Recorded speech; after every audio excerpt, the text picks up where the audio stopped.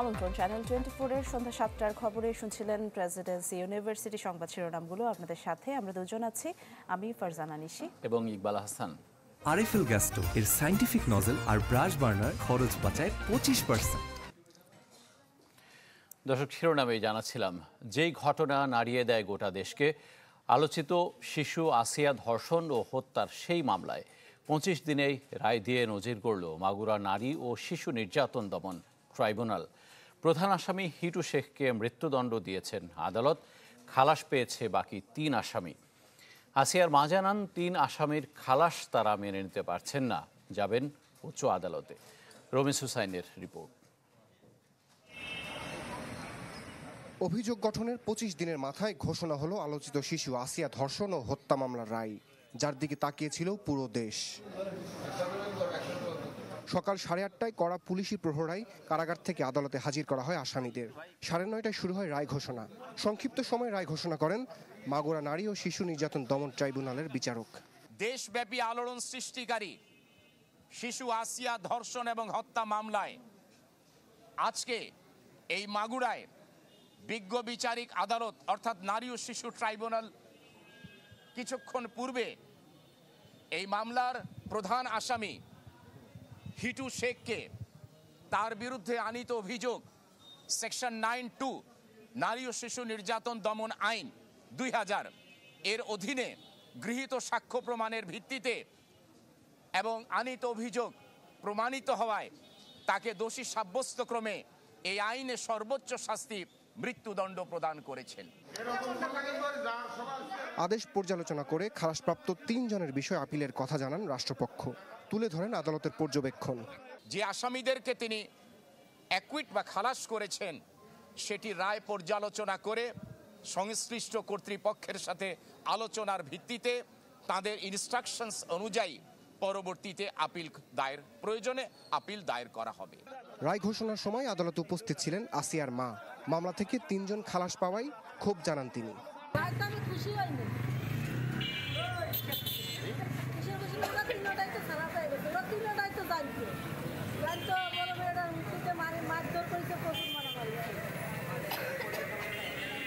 খুশি হবো কি করে, ওরা তো আজকে আমারটা করলে কালকে সারা পারি, কালকে আর একজনের করবে, তাহলে কেমন লাগবে। আলোচিত এই রায়ে মাগুরার কলঙ্কমুক্ত হয়েছে বলে মনে করেন স্থানীয় নাগরিক সমাজ। আমরা চাইলে যে পারি এই ধরনের কাজ করতে, সেটা অবশ্যই একটা পজিটিভ দিক এবং এই রায়টার মাধ্যমে আসলে এই মেসেজটা গেল যে আসলে বাংলাদেশে ন্যায় বিচার প্রতিষ্ঠা সম্ভব।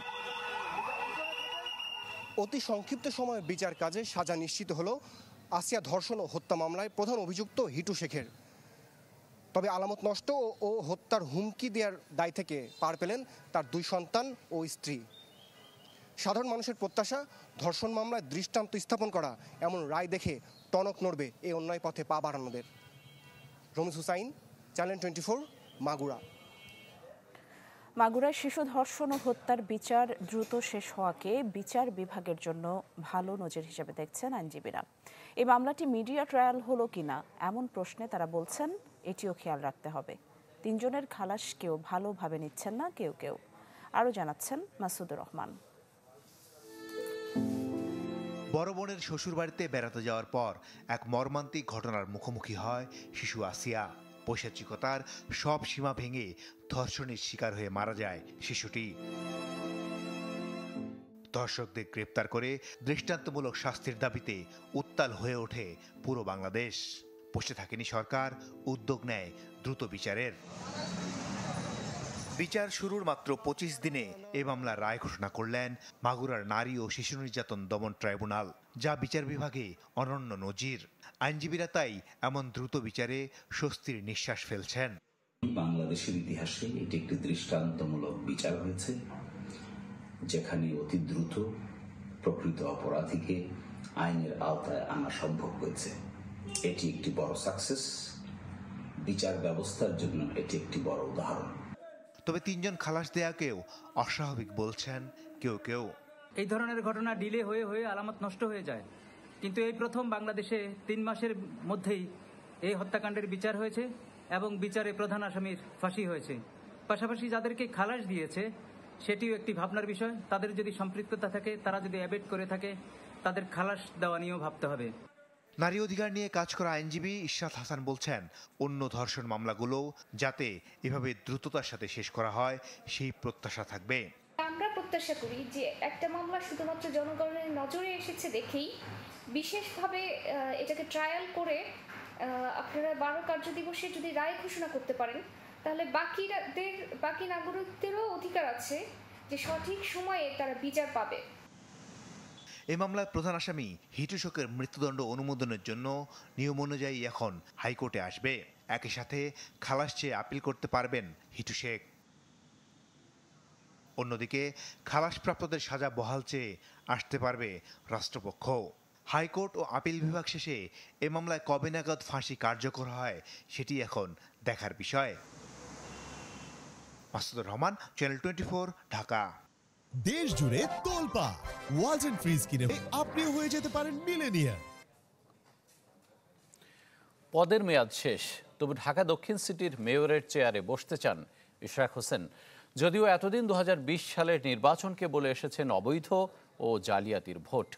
আদালতের রায়ের পর সেই ভোটেই ইশরাককে মেয়রের দায়িত্ব দিতে বিক্ষোভ করে আসছেন তার সমর্থকরা। সব ফটকে তালা দিয়ে অচল করা হয় নগর ভবন, যাতে ব্যাহত হচ্ছে নাগরিক সেবা।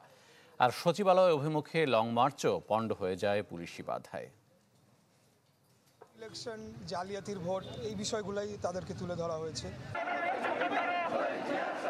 যে নির্বাচনকে বলেছিলেন জালিয়াতির ভোট, 5 বছরেরও বেশি সময় পর সেই ভোটে মেয়র হতে চান ইশরাক হোসেন।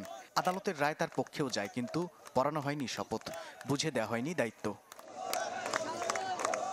তাই ঢাকাবাসীর ব্যানারে তৃতীয় দিনের মতো ইশরাক হোসেনের সমর্থক কার্যত অচল করে রেখেছেন নগর ভবন। দিনের শুরুতে নগর ভবনের বেশিরভাগ গেটে তালা ঝুলিয়ে দেওয়া হয়, ব্যাহত হয় সেবা কার্যক্রম। আর বাইরে চলে ইশরাকের পক্ষে মুহুর্মুহু স্লোগান। বিভিন্ন এলাকা থেকে খণ্ড খণ্ড মিছিল নিয়ে জড়ো হওয়া বিক্ষোভকারীরা বন্ধ করে দেন নগর ভবনের সামনের সড়কের যান চলাচল। আদালতে বিজয় ইঞ্জিনিয়ার ইশরাক, জনগণের ভোটে বিজয় ইঞ্জিনিয়ার ইশরাককে তার শপথ দিতে হবে, তার মেয়র সিটে তাকে তার দায়িত্ব বুঝে দিতে হবে ইনশাল্লাহ।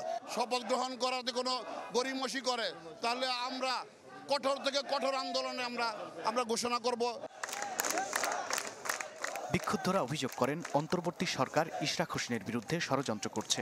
স্থানীয় সরকার উপদেষ্টাকে অবাঞ্ছিত ঘোষণা করেন তারা। আসিফ এখানে অনেক ষড়যন্ত্র করতেছেন। আমরা দাবি জানাচ্ছি, জোর দাবি জানাচ্ছি, ইশরাককে যেন ইশরাকের পদটা তাকে যেন আসন গ্রহণ করানো হয়। আসিফ মাহমুদ এটা আটকা রাখছে, একদম 100% শিওর থাকেন আপনারা, এটা হলো ষড়যন্ত্র করে আটকা রাখছে। নগর ভবন থেকে পূর্ব ঘোষিত লং মার্চ নিয়ে বিক্ষোভকারীরা সচিবালয়ের দিকে যেতে চাইলে ব্যারিকেড দেয় পুলিশ। পরে পল্টন হয়ে প্রেস ক্লাবের সামনে অবস্থান নেন তারা।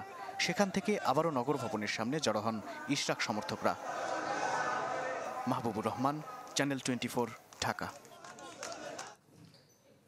দর্শক, এই মুহূর্তে জাতীয় প্রেস ক্লাবে জরুরি সংবাদ সম্মেলনে কথা বলছেন ইশরাক হোসেন। আমরা সরাসরি সেখানে চলে যাচ্ছি। করানোর কোনো পদক্ষেপ নেওয়া হচ্ছে না এবং কালক্ষেপণ করা হচ্ছে।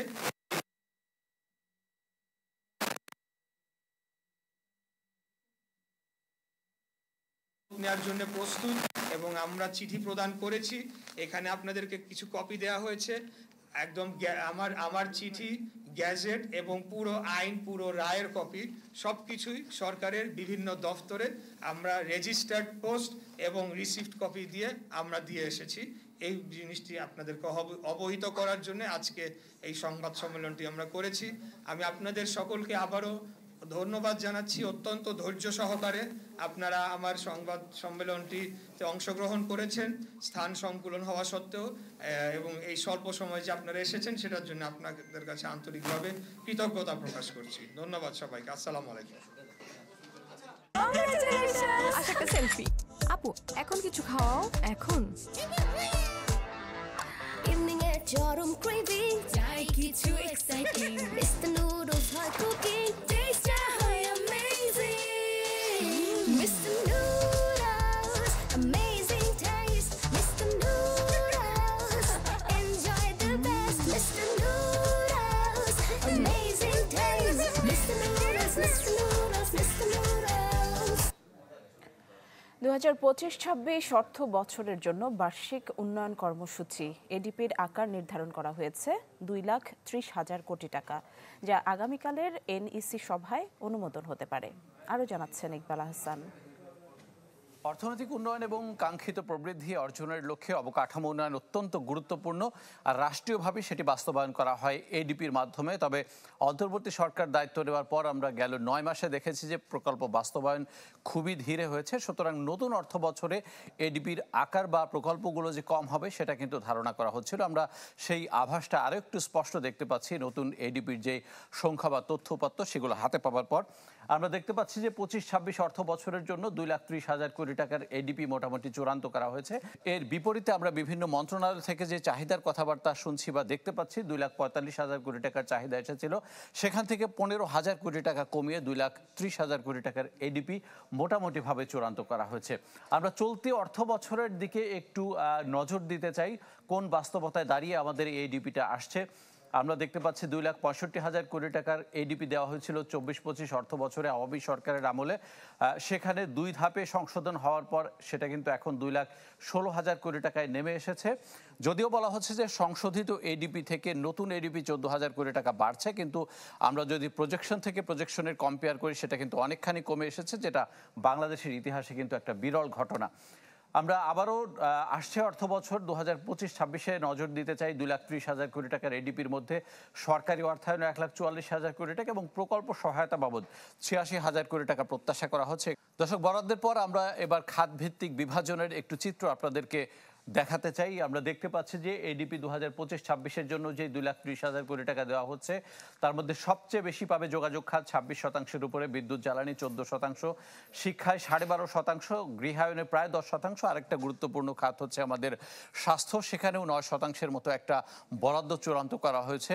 তবে আমরা যেটা দেখতে পাচ্ছি যে শিক্ষা এবং স্বাস্থ্যে এবার কিছুটা নজর বাড়ানো হয়েছে, সঙ্গত কারণে অন্তর্বর্তী সরকারের এটা প্রাধিকারমূলক একটা বিষয়।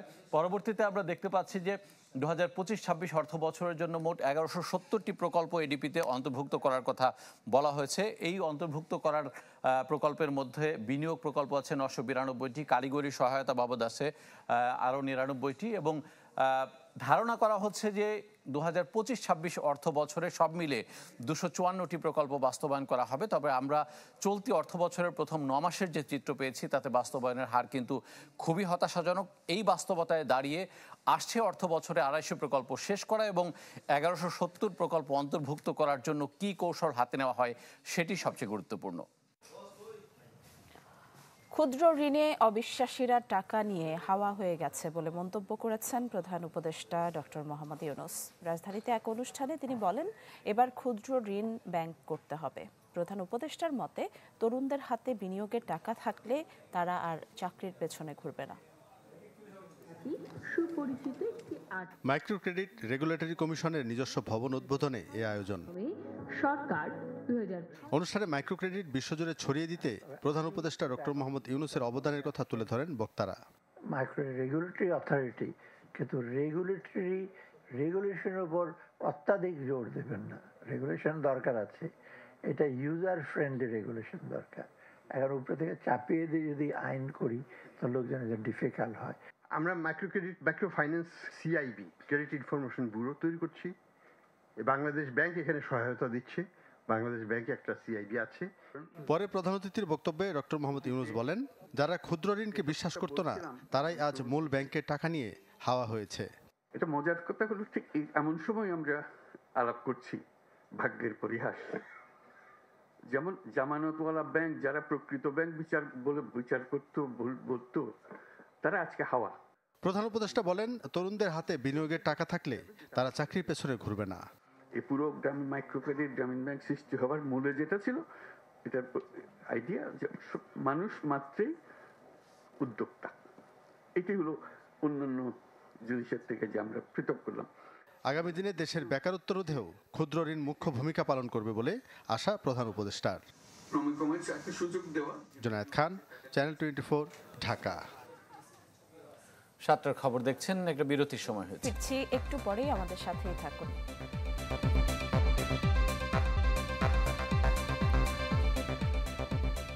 আবার আমন্ত্রণ জানাচ্ছি সন্ধ্যা 7টার খবরে। আপনারা দেখছেন চ্যানেল 24।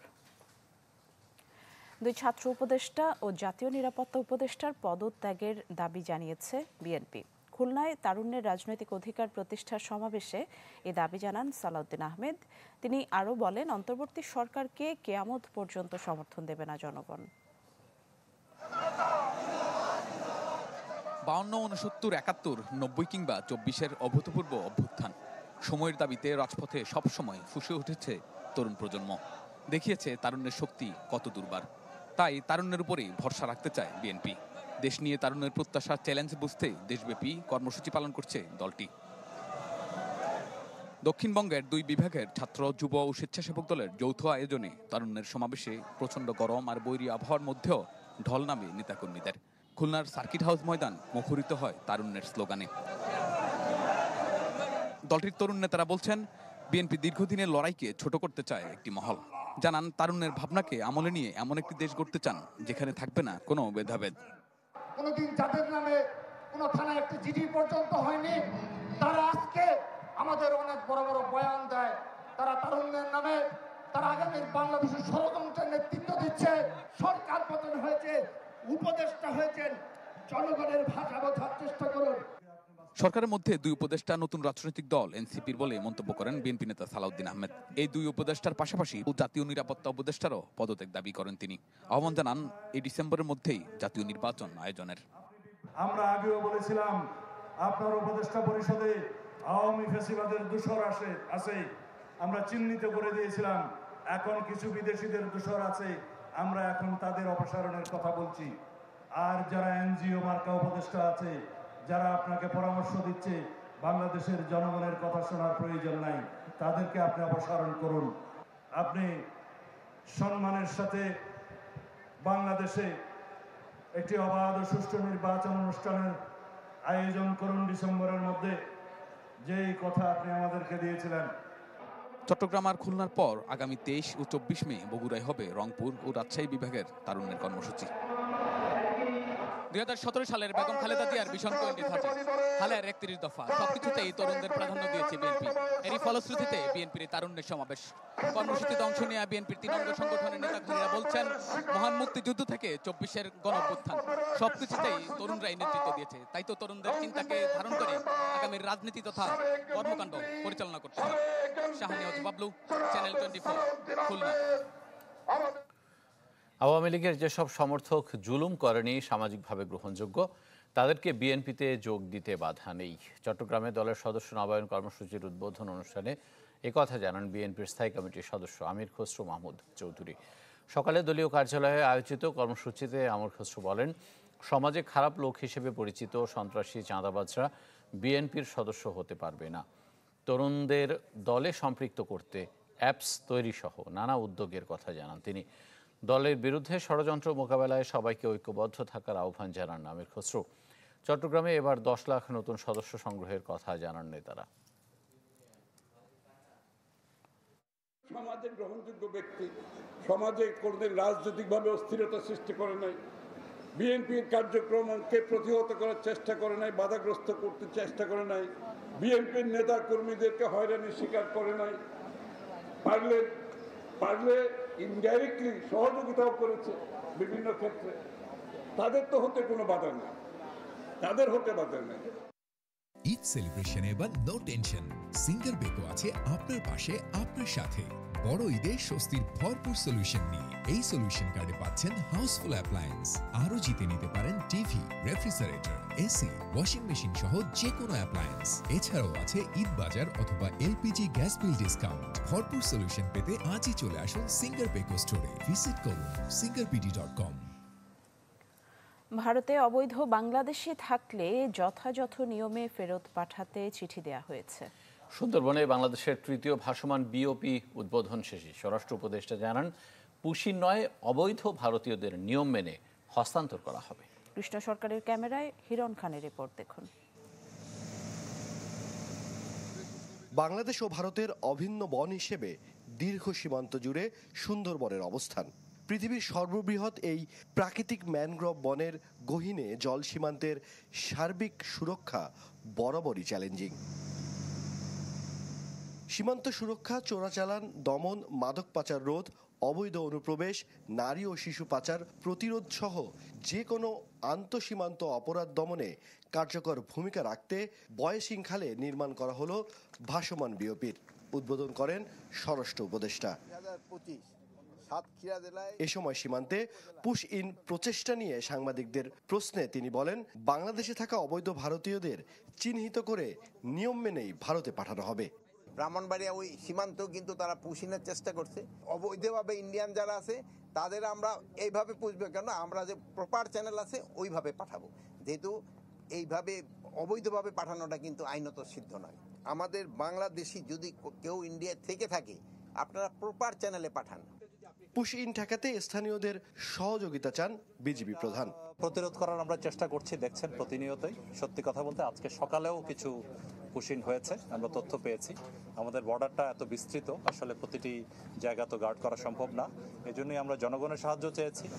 এরই মধ্যে বিএসএফ এর পুশিন চেষ্টা রোধে সীমান্তবর্তী এলাকায় কঠোর নজরদারি করা হচ্ছে। সম্প্রতি বাংলাদেশে বিভিন্ন সীমান্ত দিয়ে প্রায় 4 শতাধিক পুশিন করা হয়েছে। বাংলাদেশ ভারত সুন্দরবনের ৭৯ কিলোমিটার পানিপথের এই সীমানায় ভারতের রয়েছে উল্লেখ সংখ্যক ভাসমান বিওপি। তার বিপরীতে বাংলাদেশে মাত্র 3টি ভাসমান বিওপি। এখন প্রশ্ন হচ্ছে, এই 3টি ভাসমান বিওপি দিয়ে কতটুকু নিরাপত্তা নিশ্চিত করা সম্ভব এই এলাকার, নাকি দরকার আরও এমন ভাসমান বিওপির? হিরণ খান, চ্যানেল 24, সাতক্ষীরা, বয়সিং সীমান্ত।